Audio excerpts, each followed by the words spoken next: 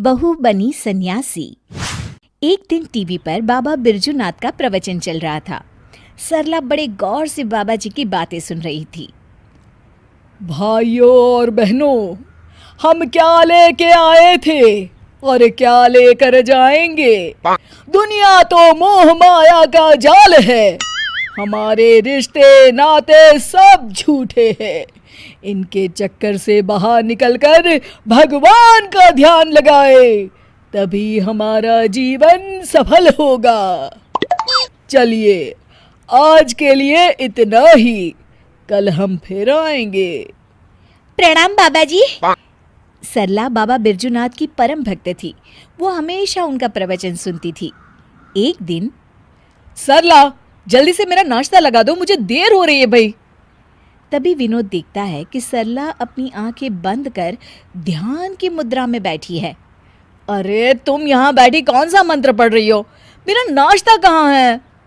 सरला अपनी आंखें खोलती है और मुस्कुराकर जवाब देती है, क्रोध मनुष्य का सबसे बड़ा दुश्मन है, उस पर काबू करना सीखिए स्वामी। अरे ये स्वामी कौन है? मेरा नाम तो विवेक है, भूल गई क्या? और कब से भूखा बैठा हूँ, चलो ना मेरे लिए जल्दी से नाश्ता बनाओ ना तुम। नाश्ता आप खुद बना लीजिए, इस वक्त मैं भगवान का ध्यान कर रही हूँ। विनोद चिढ़ जाता है। अरे यहाँ कोई मजाक चल रहा है? ये कैसे उटपटांग बातें कर रही हो तुम? मैंने तुमसे कितनी बार कहा है कि ये बाबा लोगों के प्रवचन ज्यादा मत देखा करो। खैर, तुम्हें तो मैं शाम को देख लूंगा, अभी मुझे देर हो रही है। उसी शाम सरला की सास, अरे बहू, कहाँ मर गई थी है? घर में इतना काम पड़ा है और तू है कि बाहर सैर सपाटा कर रही है। माँ जी, मैं तो मंदिर में कीर्तन करने गई थी। अरे वो सब तो ठीक है, पर घर के काम क्यों नहीं किए तूने? और ये किस तरह के कपड़े पहन रखे हैं तूने? नया फैशन है क्या? नहीं माँ जी, ये तो हम सन्यासियों के कपड़े हैं। आज से मैं सिर्फ भगवान की भक्ति करूंगी। अच्छा, और घर के काम कौन करेगा? घर के काम तो आप करेंगी माँ जी। अच्छा, मैं चलती हूँ, मेरा ध्यान का समय हो गया है। सरला अपने कमरे में चली जाती है।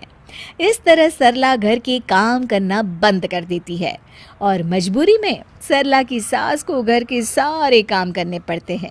कुछ दिनों के बाद, अरे बेटा, ऐसा कब तक चलेगा?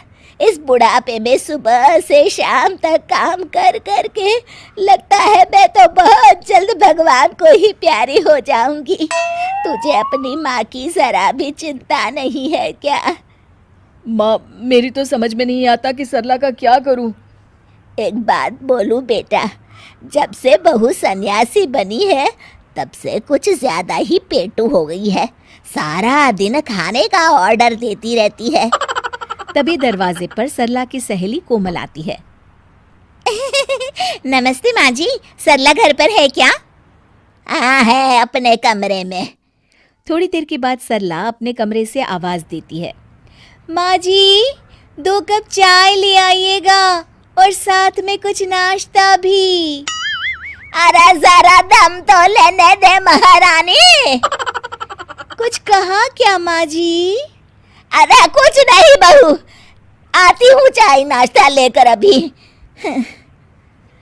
सरला की सास जैसे ही नाश्ता लेकर कमरे की तरफ जाती है कि दोनों के जोर जोर से हंसने की आवाज सुनाई देती है। सरला की सास वहीं रुककर दोनों की बातें सुनने लगती है। मान गए तुझे सरला, आखिर तू शर्त जीत गई। इतने दिनों से तूने अपनी सास को क्या बेवकूफ बना के रखा है और इस घर में मजे कर रही है। अरे वो बुढ़िया आधी बेवकूफ तो पहले से थी, मैंने अब उसे पूरी बेवकूफ बना दिया। अच्छा, तो ये बात है। ठहर जा बहू, अब तू देख ये बेवकूफ बुढ़िया क्या करती है। सरला की सास अपने बेटे विवेक को सारी बात बता देती है। अगले दिन, क्या हुआ माँ जी, ये सूटकेस लेकर आप लोग कहाँ जा रहे हैं और आज आप दोनों ने मेरी तरह सन्यासियों वाले कपड़े क्यों पहन रखे हैं? बहू, आज से हम दोनों भी तेरी तरह सन्यासी बन गए हैं।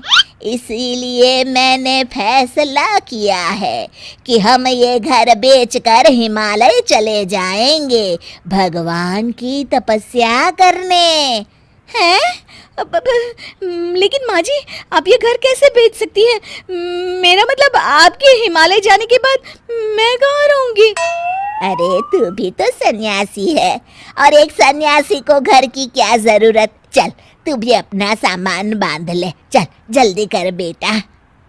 बाबा बिरजूनाथ बिल्कुल सही कहते हैं। ये घर बार रुपए पैसे सब मोह माया है, इसलिए तो मैंने आज से अपनी नौकरी भी छोड़ दी है। अरे वो बिरजू बाबा पागल है, उसकी सुन के आप दोनों ने इतना बड़ा कदम उठा लिया। क्या कहा बहू तूने? अपने सामने कोई और रास्ता न देख वो सच कबूल कर लेती है। मुझे माफ कर दीजिए माँ जी, मैं आज तक नाटक कर रही थी। अरे तो हम कौन सा सच में सन्यासी बन गए, हम भी तो नाटक कर रहे थे। माँ ने बिल्कुल सही कहा। अब तुम्हारे ड्रामे का पर्दा गिर चुका है सरला। चल बहू चल, जल्दी से झाड़ू उठा और घर की साफ सफाई में लग जा। उसके बाद खाना बनाने की तैयारी भी तो करनी है ना तुझे। हाँ हाँ जी माँ जी।